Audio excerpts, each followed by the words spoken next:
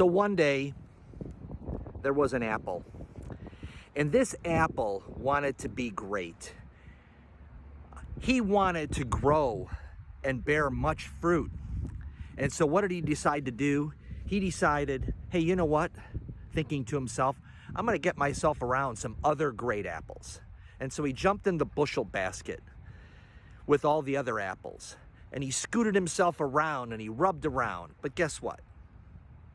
He was just an apple. And then he decided, you know what? I'm going to go catch a vision. I'm going to go to the apple orchard. And so he went to the apple orchard and he sat amongst these beautiful trees filled with apples. And he just envisioned and envisioned.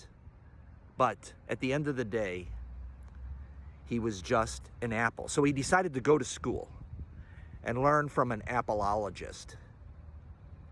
And the appleologist taught him how to become a great apple. And he listened to all the great teachings and listened to all the great teachings and wanted it so bad. But still, he was just an apple. And then one day, the great farmer came.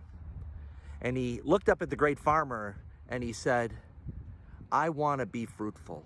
I want to multiply. And the great farmer looked at him very closely. He said, I got you. And so he took a bite out of the apple. And the apple's like, what the this guy's eating me. What's going on? And he took another bite. He said, oh, you're so delicious. And he took another bite. And he took another bite until it was just the core. He's like, oh my gosh, this guy's eating me alive. He said, well, I'm glad that's over. And then he notices that the great farmer's digging a hole. He's like, oh, I wonder what that hole's for.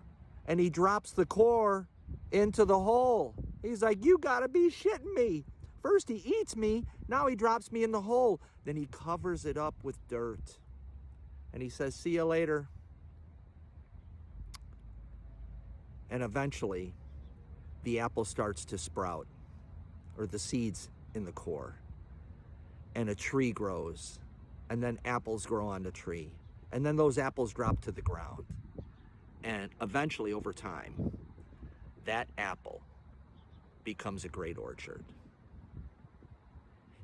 So, the way to spiritual fruitfulness is not the way that we would think.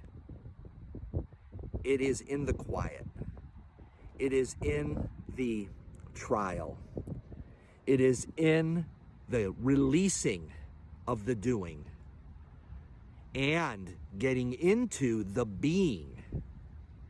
He had it in him the whole time. So, lean into the master farmer and watch your fruit over time.